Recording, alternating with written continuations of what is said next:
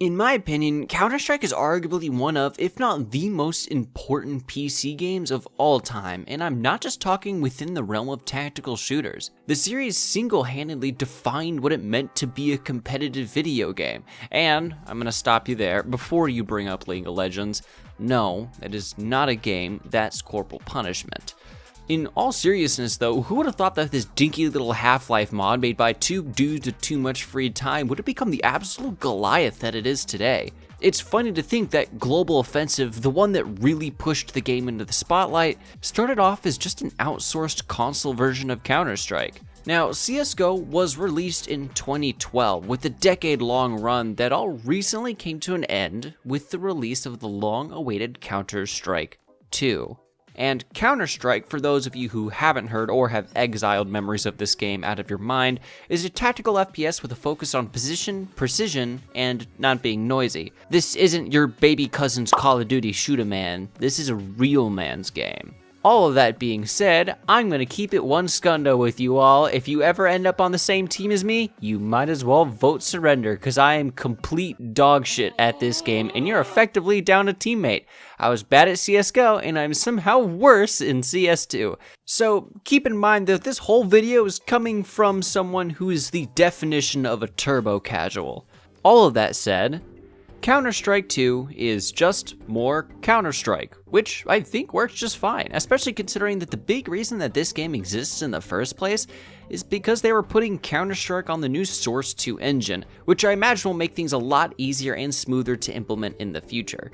Now, off the cuff, CS2 seems like a direct and straight up downgrade from CSGO, less modes, less maps, and so on, which I'm not happy about, considering that I might be the only person in the world who enjoyed a danger zone, but I'm actually okay with it starting out like this, since it seems like everything is being remade to fit the new engine and new vision for the game, which I am excited to see come to life, with not only the new software, but also everything that Valve has learned throughout the lifetime of CSGO. So a look at the large changes, the visuals are probably the most apparent.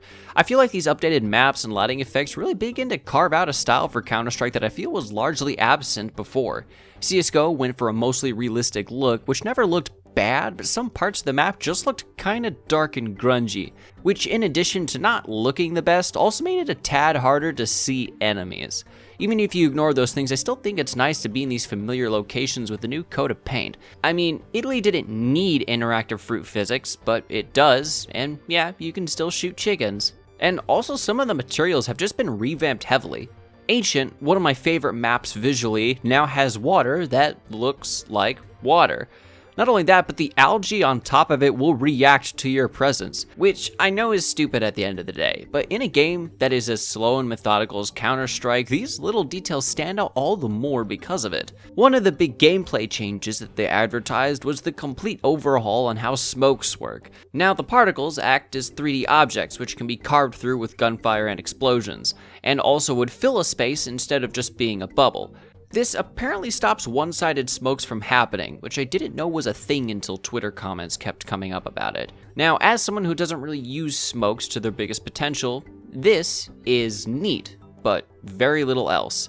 I'm more impressed with the mollies, to be honest. They just look much nicer. It's pretty fire. Another one of the large changes was how the game handles tick rate, which in layman's terms is the rate at which the game takes and registers your inputs. Higher tick rate, more responsive and snappy movements. Low tick rate, might notice some input delay. Their solution to this was sub-tick updating, which is a lot of techno babble, but in theory, it's supposed to allow inputs in between ticks, which in a game like CS is welcome, although I would be lying if I told you that I personally felt a difference, because I don't. I don't play at the highest level, and I don't think that this change was meant for me. Now, one addition that actually caught me off guard, and now I think is odd that it wasn't implemented earlier, was the option for a moving crosshair. Counter-Strike's recoil is handled in such a way that the recoil will always move in a predictable and set pattern. Every weapon has its own recoil pattern, and now there's a toggle to have the crosshair move with that recoil. This is a very welcome addition. While I imagine that it's not super useful for those with the recoil etched into their muscle memory, it will prove invaluable to new players, and upping the new player experience is something that I felt CSGO needed desperately. And on the topic of new player experiences, there's also a dedicated training day, basically putting you into a match with bots where you get tutorial prompts occasionally. This does give some weapon recommendations based on what round it is and explains the function of utility. However, it doesn't exactly do that well of a job explaining any of the game sense or more niche but important details, like how smokes can put out fires. Unfortunately, there's just very little that actually prepares you for what CS2 actually is, a 5v5 shooter, because the casual mode doesn't prepare you for that. I have the same problem with Team Fortress 2, where the casual and competitive modes are basically two different games since both have increased team sizes in casual, but competitive CS is split in a few different ways. There is competitive, which is 5v5, you're ranked based on what map you're playing, and Wingman, which is 2v2, and uses scaled cut-down versions of existing maps. And last, there's Premier, which has map bans, and a score-based ranking system.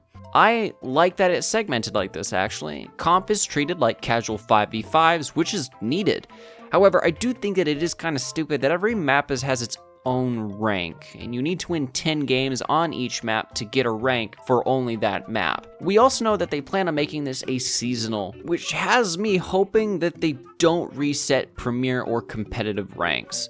Maybe a bit of seasonal decay if they can find a way to not punish people for taking breaks, but just please don't reset everyone to no rank, because that would be annoying. So I had about 200 hours in CSGO, and the reason why I'm still bad is because most of my time was spent in community surf servers, because surfing is fun, even if this isn't a 2010 commentary video. I do still hope that you can surf in Source 2, but as of the time recording this, community servers are either not working or just not properly implemented yet. Although, for some reason, the new server browser will display servers from other games, and if you tried to join them, it'll open up that game, which is a feature that just kind of has convenience in a place where there were no real inconveniences.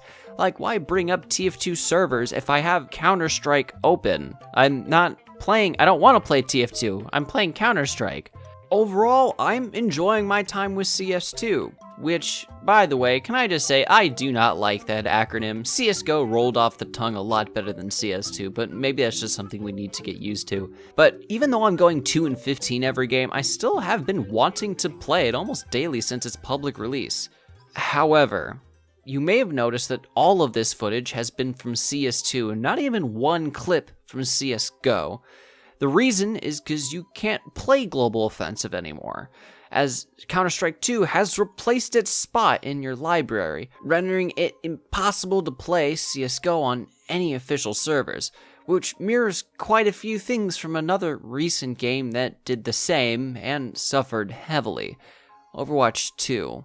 Even though I don't think the two are all the way comparable, can I just say, the official Overwatch Twitter said it's Overwatch, but with a 2 at the end of it, and everyone was clowning on him for it. But when you open up CS2, you get an achievement that is, this is Counter-Strike 2. But honestly, my opinion on Overwatch aside, I feel the similarities with the two sequels ends there. Especially since I feel the two games were made for two completely different reasons. Overwatch was mostly a store update with broken promises of a single player, and CS2 is on a completely different engine with noticeable graphical enhancements, although what promises will be broken we have yet to see. Now, I personally believe that the reason they replaced CSGO was because of the skins. Your whole inventory does transfer over to CS2 along with the economy that it makes it up, which I understand since the skin economy is too big to just kind of leave there.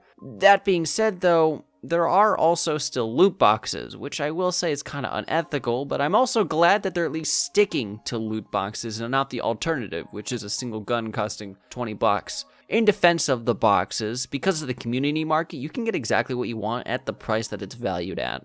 And in the case of many lower tiered skins, you can get them for cheaper than the loot boxes themselves. I don't like loot boxes, but I would be lying if I said I wasn't glad that this is how it is and not like how Valorant handles it. Although, I don't think a battle pass or more regular operations would be a bad thing, especially since those gave you points that would allow you to spend on stuff you want. Just maybe let me get stat track stuff, because I love the numbers. If it's not strange, I don't use it. So yeah, that's CSGO. I can't wait for community servers to be back up just to see what they change. And I also hope they delete Vertigo off the face of the earth. And is it just me, or is there just a lot less toxicity in the game now? Like, I could 100% just be getting lucky, but I remember getting trashed so much more often. And even though I'm constantly bottom scoring, I'm getting so much less hate as a whole, even in Premier. Maybe it's the rank reset, so everyone's just kind of in the same spot, but I'm happy with this change, and I do hope this is the case for other players as well. So, that's the end of the video. I do have a side project that I'm working on that I plan to make free for all creators to make use of as they please. So if you want to see that, go ahead and subscribe. Let me know in the comments what you think of CS2 if you've played it already, and maybe we can play together sometimes. So, go away. I'm sure you have food in the oven, and I am going to get lost in Vertigo again, because that is all that map is good for.